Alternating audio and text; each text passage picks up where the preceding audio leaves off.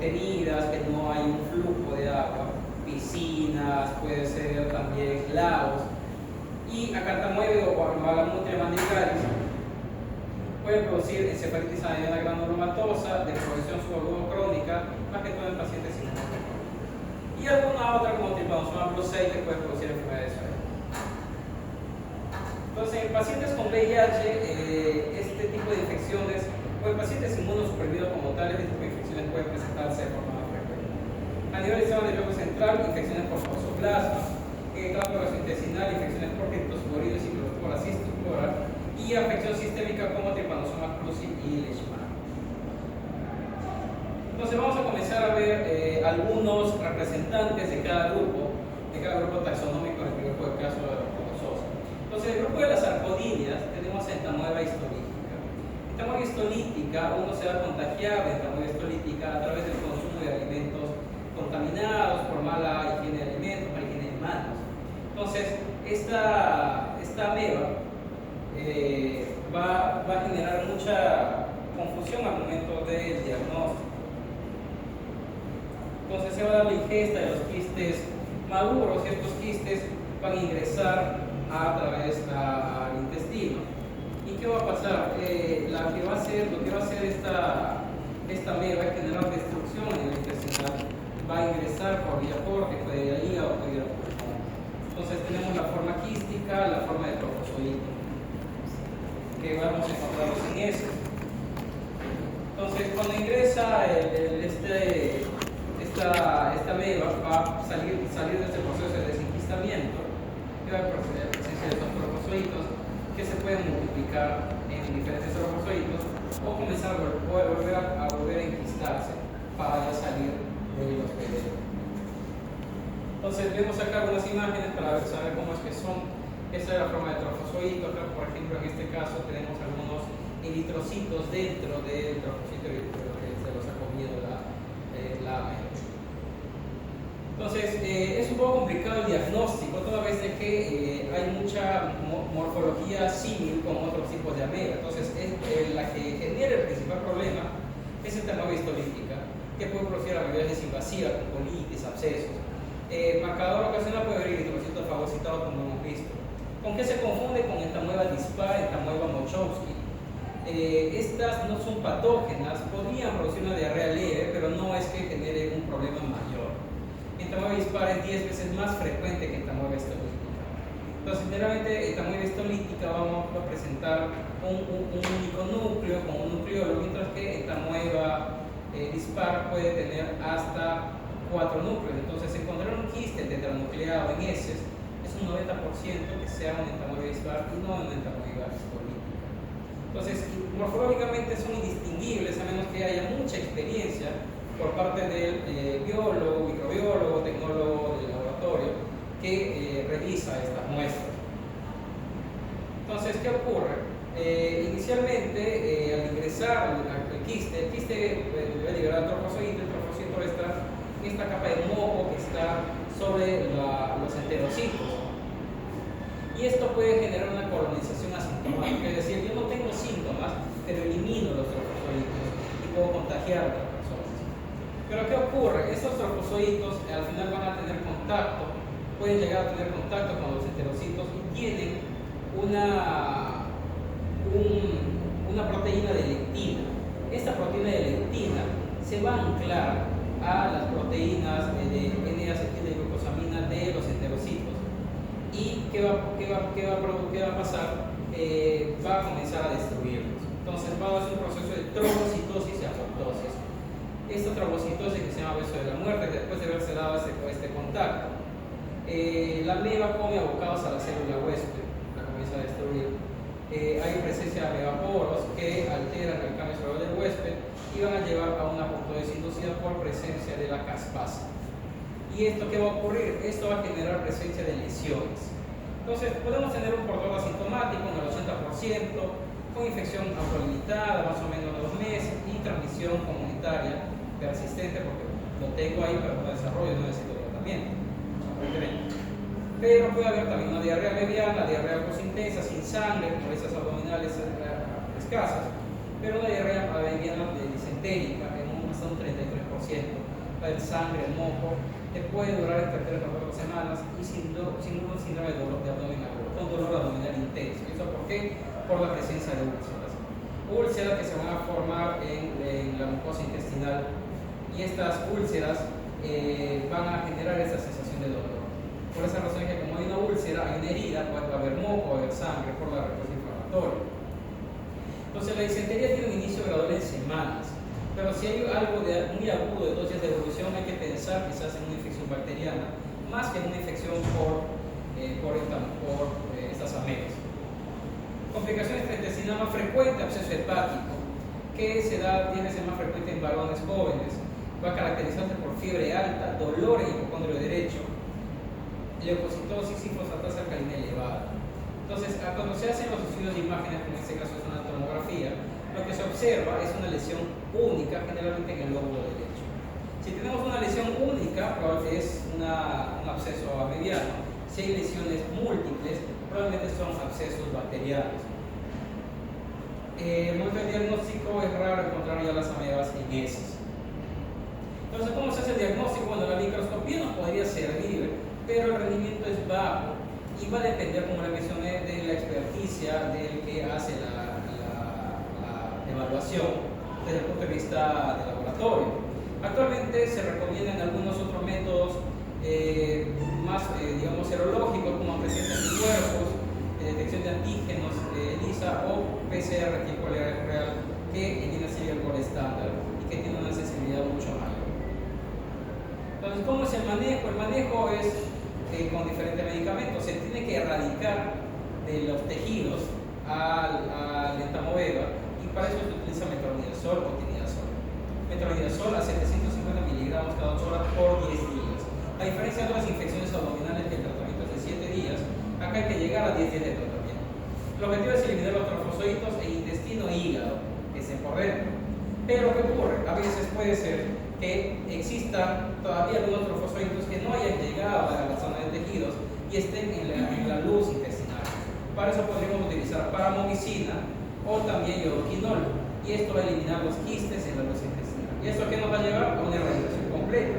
¿Por qué? Porque puede ser que le dé metronidazol y nada más, pero puede ser que el paciente siga teniendo los quistes que van a generar todavía infección. Balantidium coli es una silofora. Es como pueden observar acá, bueno, es de la forma de quistes, de la forma de trofosodito, es mucho más grande. Por alimentos contaminados ingresa al cuerpo y llega al intestino, ¿no? Y el intestino de la forma quística pasa a la forma trofocitaria, y de acá posteriormente libera un quiste que sale. Entonces, una vez que se forma el quiste evoluciona a trofosodito, el trofosodito genera nuevos quistes o comienza también a replicarse dentro de la luz del intestino, generalmente intestino grueso. Entonces, este es un trofocito enorme, mide hasta 200 micras, es el único ciliado que va a afectar al ser humano. Hay otros ciliados u otros balantidoides que se pueden encontrar en algunos animales. El principal reservorio del Balantidium coli es el cerdo, y la transmisión es por agua, alimentos contaminados con heces porcinas. Entonces, no es que vayamos a ir a comer el poco del cerdo, pero en sitios en los cuales hay, digamos, granjas, criaderos, podría haber, digamos, contaminación del suelo, y posteriormente, pues, puede ser que haya cultivo de alimentos, niños jugando, que tengan contacto con estos elementos, y por ahí uno se puede contagiar. Usualmente va a ser asintomático, pero en algunos casos graves puede producir una colitis fulminante. ¿A qué puede llevar? A perforación intestinal. A diferencia de la ectamoeba histolítica, esta es una ameba mucho más grande, y el principal riesgo es perforación intestinal. ¿Cómo se trata? No se trata con metronidazol, iodoquinol, sino se trata con tetraciclina. Entonces, una vez que se hace el hallazgo, se evalúa si es que hay diarrea crónica, digestión abdominal. Si no hay ningún síntoma, no requiere tratamiento, pero si hay síntomas y se han descartado cualquier otra causa, iniciamos tratamiento en este paciente con tetraciclinas inicialmente. Si no hubiera tetraciclina, metronidazol es otra opción, una duración de más o menos 7 a 10 días. Del género Mastigofora tenemos, del grupo Mastigofora tenemos a Giardia lamblia. Giardia también uno va a contagiarse a través del consumo de alimentos contaminados, ingresa en forma quística y dentro ya desarrolla el trofosito. Entonces el trofosito, como vamos a ver acá, tiene esta forma, tiene dos globos centrales y tiene una ventosa con la cual se pega a la pared intestinal. Entonces vemos acá imágenes reales, esta es la forma de trofosito y estas son las formas quísticas. Entonces la forma patogénica, o sea, que va a generar el problema, va a ser el trofosito. Tiene dos núcleos diploides, 4 pares de flagelos, se adhiere al intestino proximal, no al colon, como en el caso de la hemorroides olítica, el caso del hepatitis colon. Se va a adherir al intestino proximal. Mediante un disco adhesivo se divide por fisión binaria y por hereditario. Entonces, al adherirse al intestino proximal, duodeno y yeyuno, ¿qué pasa? En estas primeras partes del intestino donde se da la mayor absorción de nutrientes. ¿Qué ocurre? Al adherirse al intestino, lo que hace es comienza a alterar las velocidades intestinales y también comienza a alimentarse de los nutrientes y altera esta situación de la absorción de los alimentos. La fase infecciosa, que es el quiste que ingresa a nuestro organismo, es resistente al ambiente, especialmente al agua fría, y sobrevive a la cloración estándar. Es decir, el agua y verdura con cloro, aún así yo podría contagiarme por una infección por agua. Factores de riesgo: aguas contaminadas, lagos, ríos, mochilas, personas en guarderías, en sitios en los cuales si yo estoy contagiado, puedo contagiar al resto si no me lavo las manos, si no lavo los alimentos. En viajeros en sitios en los cuales haya una mala higiene, como la India, o alimentos en manipuladores con las manos sucias. ¿Qué ocurre? Bueno, va a haber una exquistación, o sea, el quiste se va a salir del trofosfodito.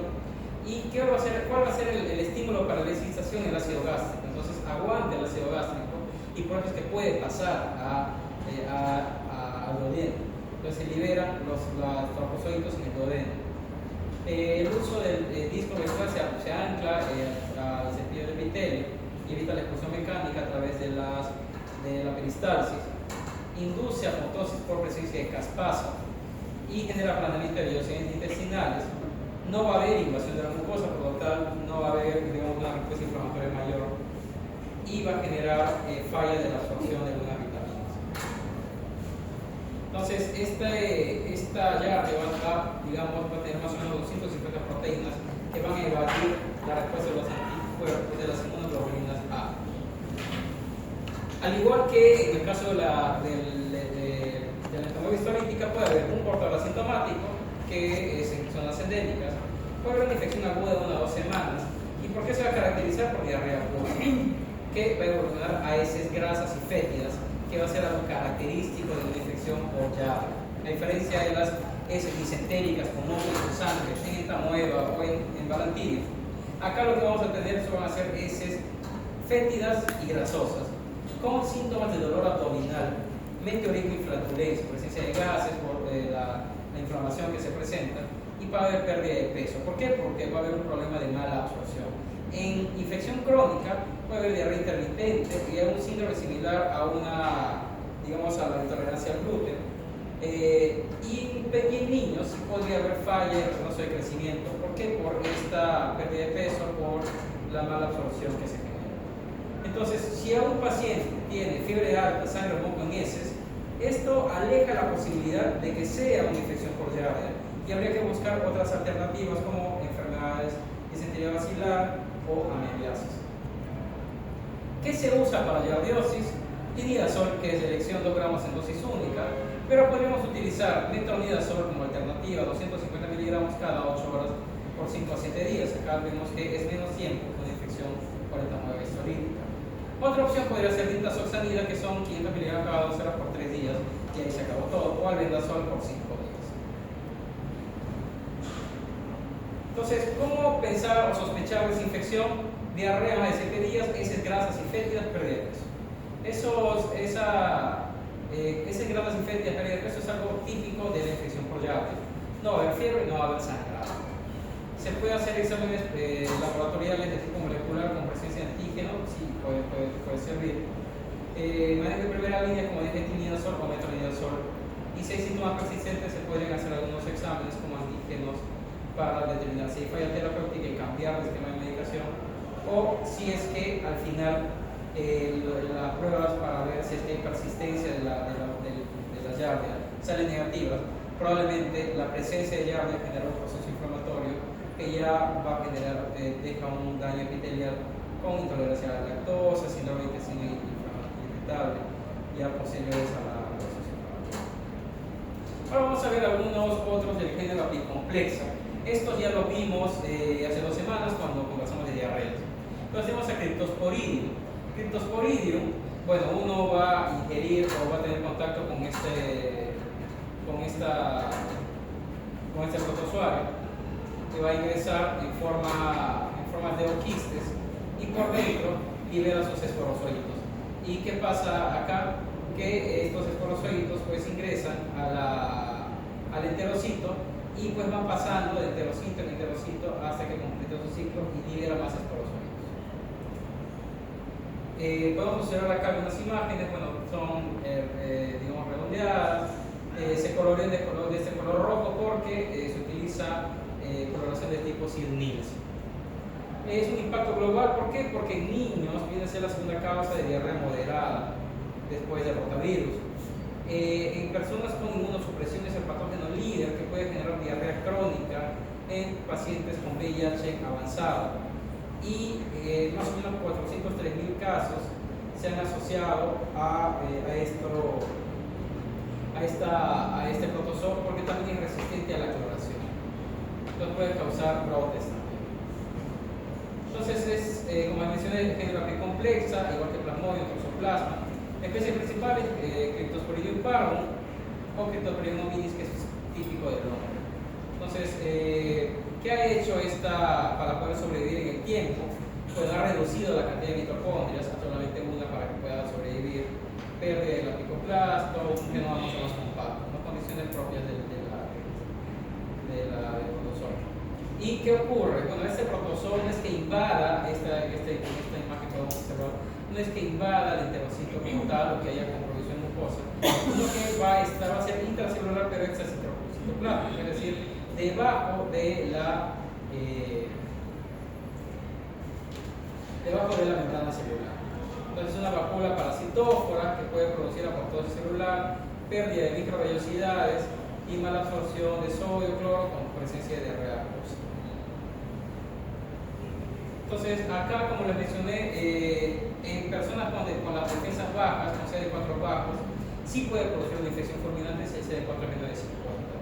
Si el CD4 es menor de 100, infección crónica, no diarrea persistente, pérdida de peso.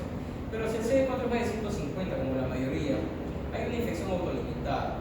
Es decir, que el mismo cuerpo lo controla y se acabó. Entonces, de forma clínica, en inmunocompetentes, en cualquier persona que no tenga disminución de sus defensas, puede haber una diarrea acuosa que se reduce solamente en 2 semanas, con cólicos, náuseas, con curación espontánea y se eliminan los quistes de forma temporal. En niños menores de 2 años, la diarrea puede ser hasta 2 semanas y sí podría haber desnutrición, detención del crecimiento. Y en pacientes inmunosuprimidos, no solamente en VIH avanzado, sino también en pacientes trasplantados. Toda vez de que en aquellas personas que se va a trasplantar, trasplantado de órgano sólido, trasplantado de componente hematopoyético, se tiene que utilizar medicamentos para disminuir la inmunidad, que el cuerpo no rechace el trasplante. Entonces estas personas que tienen las defensas bastante bajas también podrían tener complicaciones, con diarrea profusa tipo cólera, pérdida de peso, es un cuadro crónico y potencialmente podría ser letal. Hay algunas complicaciones que pueden darse en este tipo de personas. Puede haber afectación biliar con una colangitis esclerosante, con elevación de fosfato alcalina, o daño sistémico pediátrico, como les dije, con disminución de la talla, de peso, por la mala absorción de nutrientes. El diagnóstico es un poquito complejo, netamente porque los oquistes son pequeños y podrían confundirse con las levaduras, con las cándidas que normalmente viven en el tracto gastrointestinal. Entonces hay que utilizar algunas coloraciones para poder observarlos, como tinción de Sid-Nielsen modificada que los tiñe de color rojo, o en una fluorescencia que los pone de un color fluorescente en verde o amarillo. obviamente, actualmente pues, se utiliza microbiología molecular, se pueden utilizar antígenos o paneles moleculares tipo PCR que nos va a dar una mejor respuesta un poco más rápida. ¿Cómo se trata? Bueno, terapia farmacológica con nitazoxanida, paciente inmunocompetente, y se puede utilizar hidratación bioral, dieta sin lactosa, clopidogramida para disminuir las molestias. En el inmunocomprometido, bueno, acá habría que ver varias cosas. Uno, se podría dar tratamiento con nitazoxanida para mejorar la condición cuando hay un diagnóstico de criptosporidium, pero a la vez también es importante iniciar el tratamiento antirretroviral para mejorar las defensas y de ese modo también disminuir la presencia de esta protozoos. Ciclospora cayetanensis también se contagia por consumir alimentos contaminados. Entra en esta forma de oquiste y por dentro ya se libera sus esporozoitos, y de igual modo va pasando de célula en célula hasta liberarse y cumplir su ciclo. Este es el oquiste, la forma del oquiste con sus esporozoitos por dentro. Entonces, con la coloración de Thiel se lo podemos ver acá. Puede haber brotes epidémicos, puede producir una diarrea acuosa hasta 6 posiciones por día, puede ser cíclica con fatiga profunda. Sus oquistes son mucho más grandes que los de criptosporidium y también se puede hacer la distinción como les mencioné con Thiel-Nielsen. Cistospora belli. Este caso podemos observar acá cómo es el oquiste, que tiene por dentro sus contenidos de esporozoitos. El mismo ciclo sale en forma de oquiste, comienza a replicarse en el ambiente y nuevamente puede ingresar. Acá también observamos otro tipo de es un patógeno oportunista, más que todo en climas tropicales, riesgo elevado en personas con VIH avanzado, más aún si el CD4 es menos de 200, podría haber diarrea acuosa grave o prolongada. Se va a asociar a eosinofilia en sangre periférica y presencia de Charcot en heces. Entonces, con respecto a los protozoos, bueno, hemos visto algunos. Recordar que en la histolítica, el diagnóstico microbiológico o a través de la exploración directa de las heces es complicado porque puede confundirse con esta nueva dispar. Puede presentar complicaciones. ¿Por qué? Porque produce úlceras, ingresa a tejidos, puede llegar a pulmón, puede llegar a hígado. Más que todo a hígado, donde produce algún absceso mediano hepático. Para coli puede causar asintomático generalmente, pero en algunas personas sí podría producir úlceras, síndrome disentérico y podría perforar el intestino. Cistospora, isospora y criptosporidium.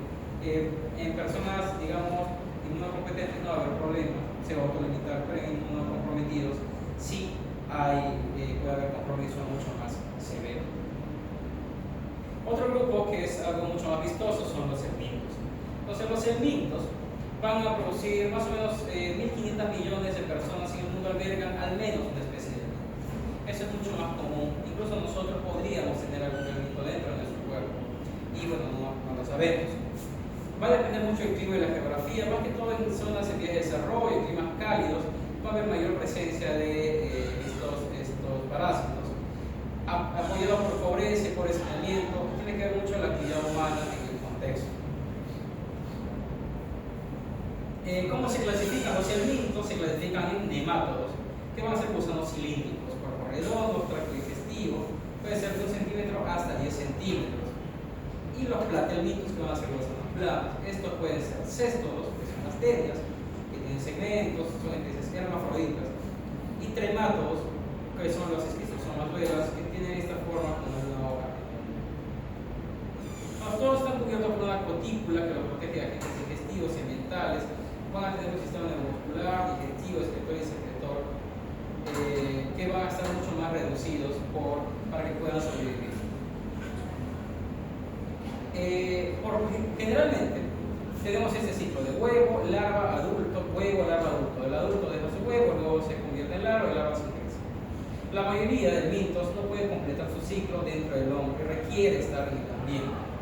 Generalmente la fase de huevo hasta la primera fase larvaria podría estar en el ambiente para volver a ingresar al agua. Mientras que lo que hace la excepción a esta situación es estrofia tiroides cercolares, que puede reproducirse y multiplicarse dentro del mismo ser humano, pero puede llevar a una condición de autoinfección y puede persistir toda la vida, ¿no? Incluso esta autoinfección en algunas enfermedades puede llegar a una superinfección o una superinfestación por estronquiloides, con aislamiento de estronquiloides, incluso en secreción bronquial o salida. ¿Cómo ingresan? Puede ingresar por vía oral, por consumo de huevos o larvas, en el caso de las Ascaris, Bacterias. Puede ingresar a través de la piel, por las larvas que atraviesan la piel, como esquistosomas, ancilostomas, o por algunos vectores como filariasis o pocercosis. De todos estos, filarias o pocerca van a producir, digamos, compromiso linfático, que no vamos a tratar ahora porque vamos a hablar solamente de infecciones parasitarias intestinales. Entonces, el huésped intermediario va a alojar al desarrollo larvario, la reproducción asexual, mientras que el huésped definitivo aloja ya a la forma adulta y la reproducción sexual. Finalmente, el hombre va a ser el huésped definitivo en estas infecciones. ¿Qué puede producir? Como ya son mucho más grandes que las amebas, los usuarios, podrían generar construcción mecánica por efecto de masa, ¿no? Un conglomerado de nemátodos puede generar la obstrucción. Puede haber invasión y destrucción tisular por pérdida de la función celular, competencia nutricional, porque el parásito roba nutrientes, por eso es que los niños parasitados tienen desnutrición tipo calórico, proteica, tienen bastante barrita, pero los brazos bastante delgados, y esto de la barrita es porque están infestados. O puede haber un daño orgánico autoinfligido por la respuesta inflamatoria del huésped contra los antígenos propios de estos parásitos. Entonces, hay una respuesta tipo TH2 y ¿de qué nos sirve saber si es que ellos no sirven o no? Entonces, los parásitos pueden estar en tejidos profundos o en circulación o pueden estar en la luz intestinal. Si hay eosinofilia, la eosinofilia sí va a estar presente cuando hay migración o presencia de estos helmintos en tejidos profundos. Pero va a estar ausente la eosinofilia si es que se encuentra solamente en la luz intestinal. ¿Cómo es que estos parásitos no son detectados, no son destruidos por nuestro cuerpo?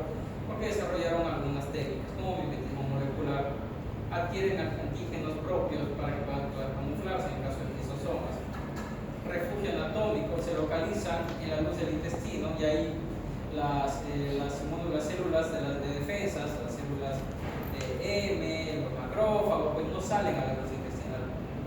En el caso de Ascaris, encapsulación, aprovechamiento de la reacción fibrosa del huésped, como aquí sí ya te digo que se forma una capa fibrosa externa, o modulación inmunitaria por inhibición de la respuesta del huésped, como en el caso de filariasis cisticercosis. Entonces vamos a ver algunos nemátodos. Tenemos Ascaris lumbricoides. Ascaris lumbricoides, pues tenemos que la hembra es más grande que el macho y va a ingresar a través del consumo de huevos embrionados. Ese huevo embrionado va a ingresar al intestino, en donde va a generar una primera larva. Esta es una larva de tipo L3. Y esta larva L3 ingresa al tejido, ingresa a través de la sangre, por el sistema porta, llega a los pulmones, hace un ciclo de los pulmones y luego sube hacia la tráquea para luego ser tragado nuevamente, para que llegue a su fase adulta ya dentro del intestino. Después de lo cual libera sus huevos, pero los huevos necesitan estar en el medio ambiente. Si no, no completa el ciclo. Por eso estos huevos llegan al medio ambiente, que pueden ser huevos no fertilizados que se quedan ahí, o huevos fertilizados que comienzan a replicarse hasta que pueden ingresar. Entonces, ingesta de huevos embrionados, tenemos la fase L2 en el intestino, va por vía porta-hepática, forma L3, larva 2, larva 3, posteriormente llega a la tráquea, se vuelve a deglutir y forma el intestino la fase L. Puede haber un síndrome clínico agudo con neumonitis, con síndrome de Loeffler cuando pasa por los pulmones, con un cuadro tipo asmático, presencia de infiltrados, podría haber eosinofilia porque está en tejido, en inmunoglobulina alta. En enfermedades crónicas con carga alta parasitaria podría haber obstrucción intestinal, migración biliar y producir policistitis, colangitis o cuadros de mala absorción. El diagnóstico es a través de examen parasitológico por técnica de Capocas. El tratamiento al vendasol 400 miligramos o mebendazol 500 miligramos dosis 1. Los gusanos van a migrar ante el estrés, es decir, a veces uno ni sabe que tiene un gusano hasta que de repente está con un cuadro de fiebre muy intenso y viene y quiere vomitar y sale un gusano. Entonces el cuerpo, los gusanos sienten cuando hay un cuerpo que está enfermo y tratan de huir por todo el proceso inflamatorio que hay. Otro nemátodo tenemos enterobios vermiculares, más conocidos como los fucsiuros. En el caso de enterobios vermiculares va a haber un ciclo que es un ciclo que no va a requerir del medio ambiente, se va a dar netamente dentro del cuerpo. ¿No? Tenemos los huevos embrionados que van a ser ingeridos, se va a formar las larvas en intestino delgado, la larva macho, la larva hembra, y la mamá fucsiur va a salir hacia la parte externa, a la región perianal, donde hay una temperatura mucho menor para que pueda colocar sus huevos. ¿En qué momento hace esto? Eso lo va a hacer en la noche, cuando baja también la temperatura del cuerpo. ¿Y qué va a ocurrir? Generalmente uno pues va a tener escozor por la reptación de la larva dentro en el mismo margen anal, porque el margen anal externo ya es sensible, el margen anal interno no lo está. Entonces, por esa razón es que uno pues se rasca y no se lava la mano, va al día siguiente a comer y nuevamente ingresa los huevos y así sigue el ciclo. Entonces puede haber prurito perianal intenso, infecciones bacterianas por las lesiones por rascado, y en las niñas incluso podría haber burbovaginitis por cercanía de la zona con presencia de las larvas. Diagnóstico, examen parasitológico, puede ser prueba de cinta adhesiva con test de Graham, y tratamiento con pamotepiratel o albendazol en una dosis que se repite a las 2 semanas. Hay una alta tasa de reinfección y si es que alguien es diagnosticado en una casa, lo ideal es que todos lleven tratamiento. Nectator americanos acilosomas duodenal, estos nemátodos, como pueden observar acá, tienen unas fosas en las cuales tienen unos ganchos con los que se enganchan, por así decirlo, a la pared intestinal. Entonces van a ingresar, pero no ingresan por vía oral, sino ingresan penetran a través de la piel. Penetran a través de la piel, ingresan al organismo, hacen ciclo de Loeffler y luego sale el huevo al ambiente. En el ambiente, el huevo eclosiona la larva raptiforme y la larva raptiforme forma la larva filariforme que va a estar ahí a la espera de que alguien la pise para que pueda entrar. Entonces, penetración cutánea, puede haber exantema, prurito localizado, migración pulmonar, devolución intestino delgado. Entonces va a tener unas placas cortantes con las que va a lesionar la piel, van a ser parásitos flebótomos.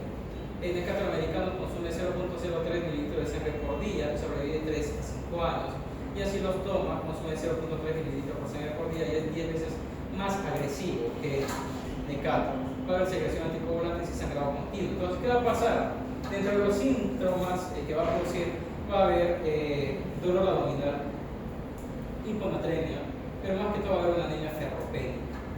La anemia ferropénica asociada a infección por escenarios.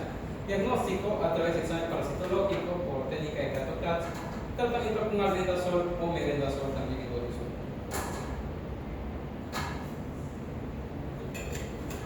1.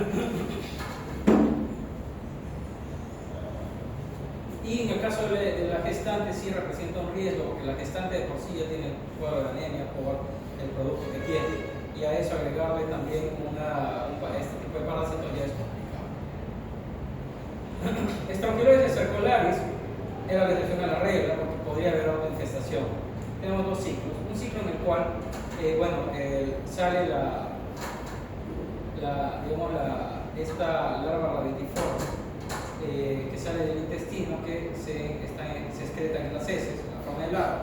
Esta larva forma huevos en el medio ambiente y forma otra vez una larva filariforme que va a ingresar a través de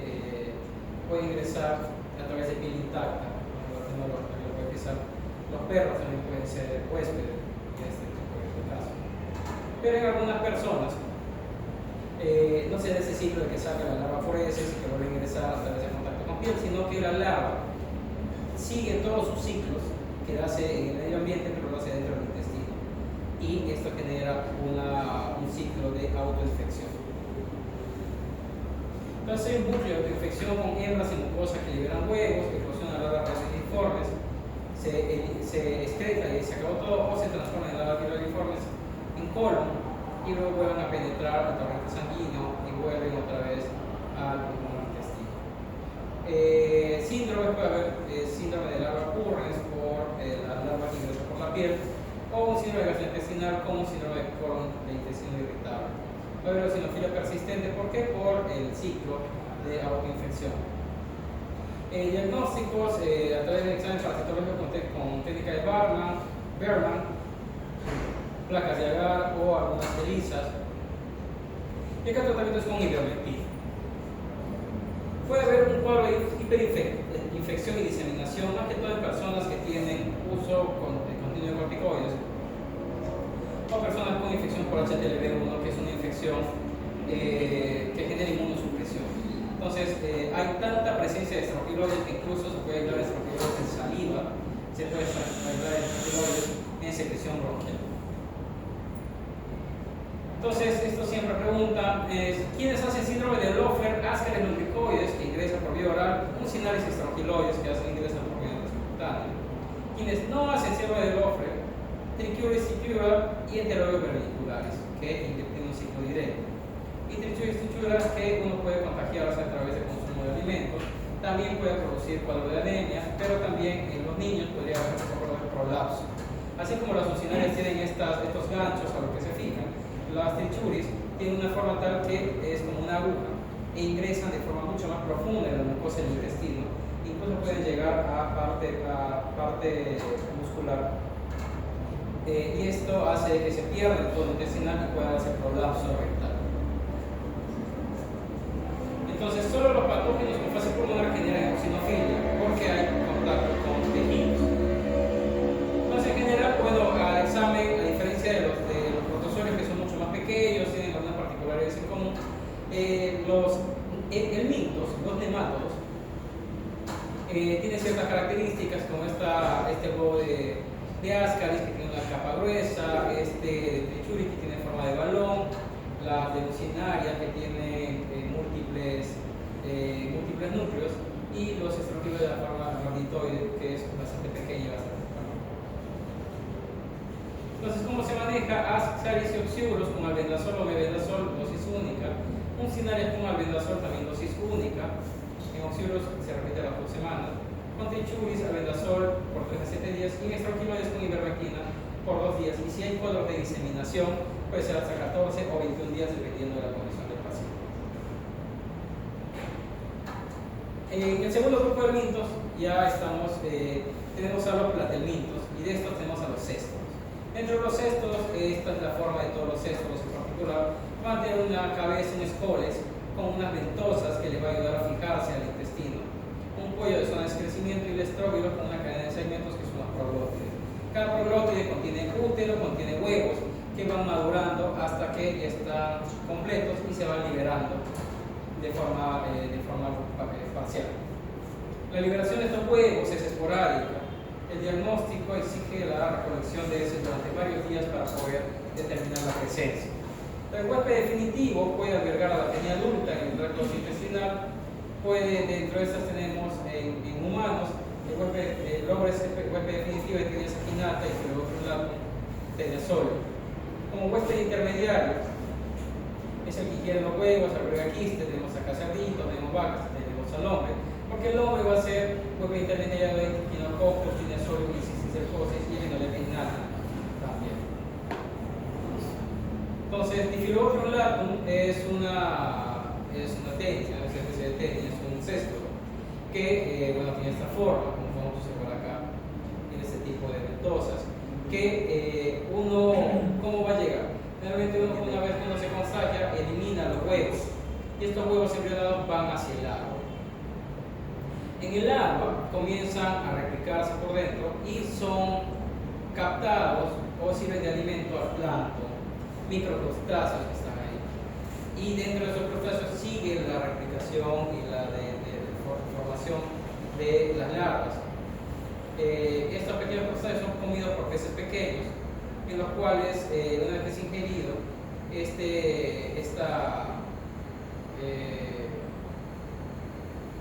se desarrolla dentro de este pez pequeño.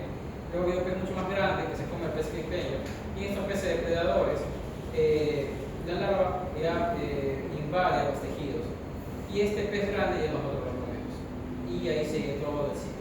A este pez también se lo puede comer una foca, se lo puede comer una garza, se lo puede comer un perro. Entonces hay otros animales también que comen pescado que también podrían ser los predadores definitivos de difilobota.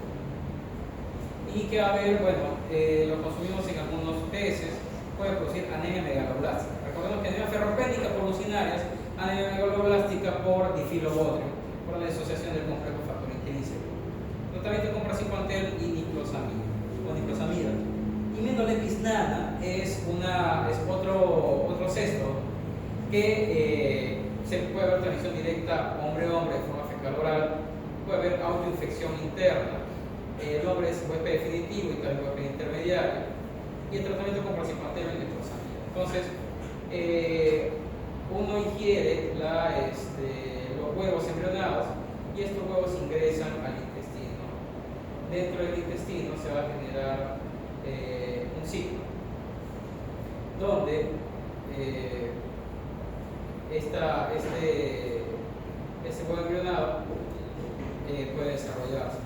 De huevo embrionado pasa a una hiposfera, esto puede ser bien espores, y posteriormente un adulto en la porción ileal del intestino, y va liberando sus proglótides.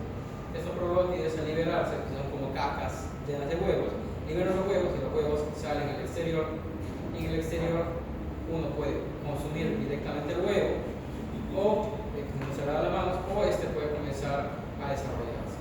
Incluso algunos animales también, como roedores, pueden infectarse a través del contagio por artrópodo. ¿Por qué? Porque este huevo a veces es ingerido por algunos insectos.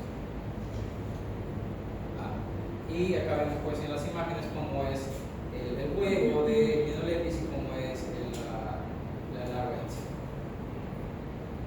Tenia saginata y Tenia solium comparten el mismo ciclo, en el cual, bueno, vemos que Tenia saginata tiene como 4 ventosas grandes, y las pequeñas solium tienen solamente 2. Entonces, ¿qué ocurre? Que uno se contagia, se eliminan las proglótides que liberan los huevos, y esos huevos están en el medio ambiente.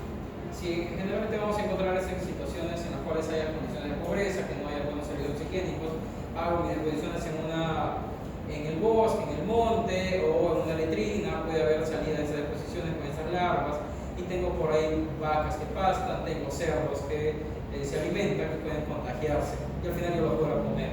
Entonces, una vez que ingresan a estos animales, se forman oncoesferas que pueden producir cisticercos en el músculo de estos animales. Entonces, la Tenia saginata se asocia a carne de vacuno, cruda, poco hecha. Los proglótides migran a través del ano, y el tratamiento con praziquantel o niclosamida. Acá vemos cómo es el huevo de Tenia saginata, y aquí vemos acá las ventosas grandes, y cómo es que las proglótides contienen el útero con varios huevitos.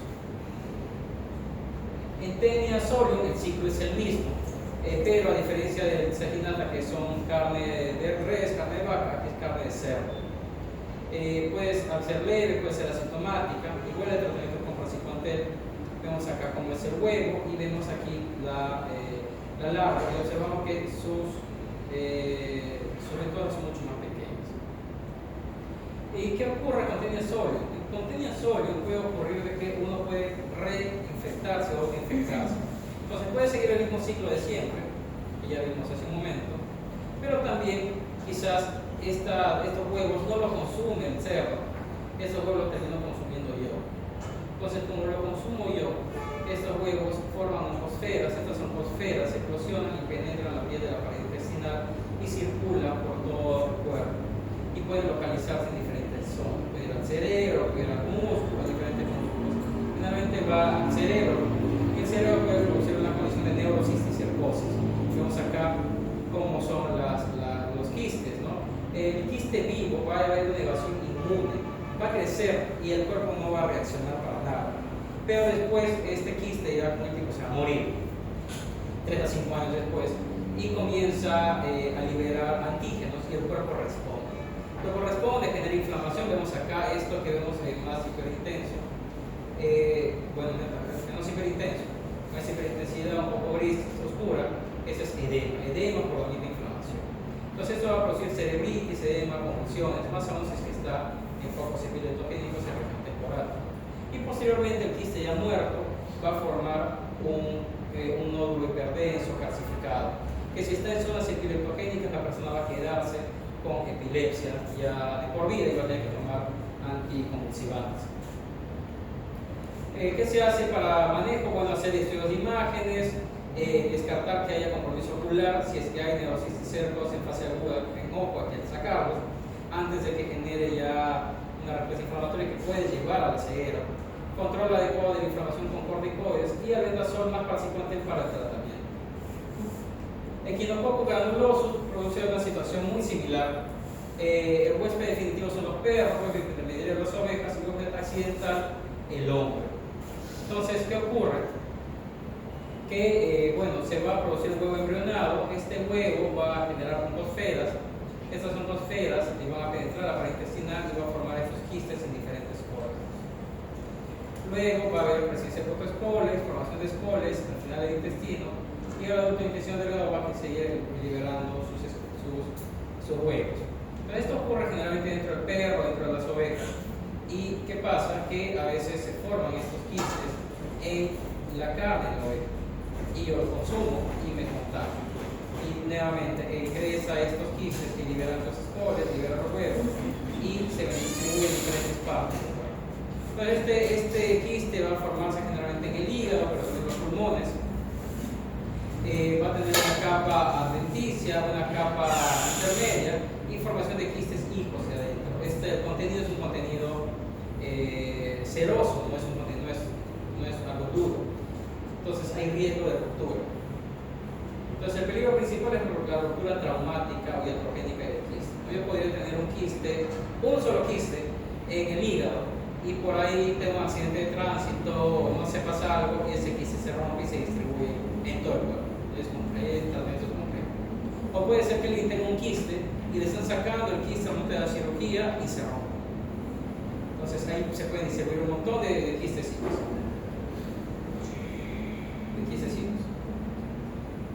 Entonces, el hígado, hay una clasificación de la OMS que establece si es el contenido hialino, si es que es multivesicular o si ya está calcificado el quiste. ¿Cómo se manejan estos cestos en general? Para tenias adultas, fibrotiolatum, iminoleprinada, tenias seminato, tenias sólido, praziquantel o nicosamida.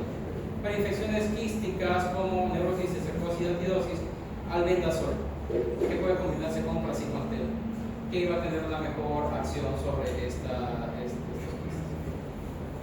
Y por último, el otro grupo son los grupos de los tremátodos. Los tremátodos podemos tener diferentes tipos de tremátodos: esquistosoma, paragonimus y fasciola. De los tres, fasciola es el único que tiene un componente gastrointestinal. Entonces, ¿qué pasa con fasciola? Bueno, fasciola se libera del huevo sin embrionar, llega también al agua, que puede ser riachuelos, y este huevo comienza a embrionar en el agua y libera una miraxidia. Esa miraxidia busca un caracol para completar su ciclo, y dentro genera esporoquistes, reides y cercarias. Este caracol va a ir a buscar hojas como lechugas, coles, perros, acelgas, lo que está ahí alrededor. Esto, al estar ahí, el caracol deja sus deposiciones y ahí están estas plantas cercarias que uno a veces no lava, al menos las verduras, la come y se contagia. Entonces estas duelas ya inmaduras ingresan al duodeno, penetran la pared intestinal y migran a través del parénquima hasta los conductos biliares. Y esta es la forma, digamos, la fasciola hepática y la fasciola biliar. Entonces esta es la forma, digamos, del trofosóito de la... este es el forma de huevo. ¿No? El trofosóito generalmente tiene una forma de ovo. Entonces a veces puede ocurrir de que no haya mayor sintomatología. Hay una gran prevalencia en regiones andinas, vehículo berro, plantas acuáticas, crónicas, migración hepática, dolor de fiebre, y hay una eosinofilia masiva que es característica. Puede haber lesiones hipodensas, podría generar obstrucción biliar similar a una colitis por presencia de estos parásitos a nivel de vías biliares. Entonces, si hay una infección por tremato confirmada, si es una fasciole hepática, el tratamiento es un triclobetasol.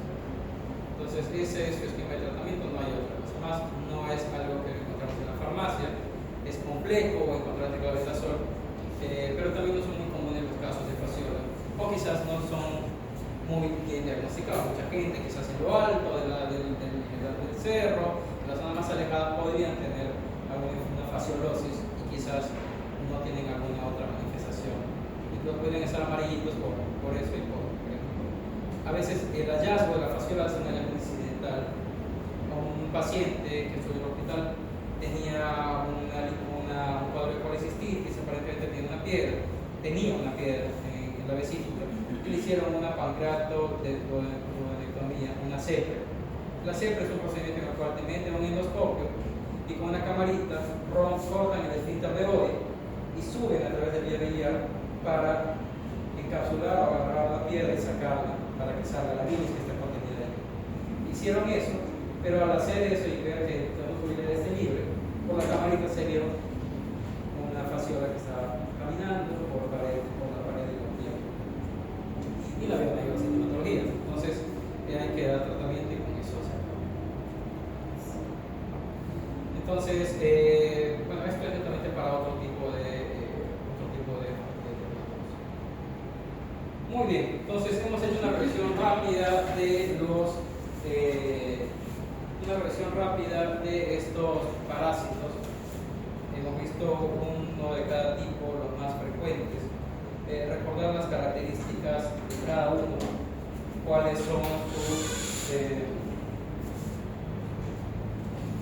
sus características clínicas, cuándo sospechar de una infección por protozoo, cuándo sospechar de una infección por nematodos, y eso es algo que lo vamos a ver muy comúnmente. Siempre vamos a tener si tenemos un paciente con diarrea y hay factores de riesgo, más que todo en niños, siempre un examen parasitológico simple o idealmente un examen parasitológico seriado para poder identificar a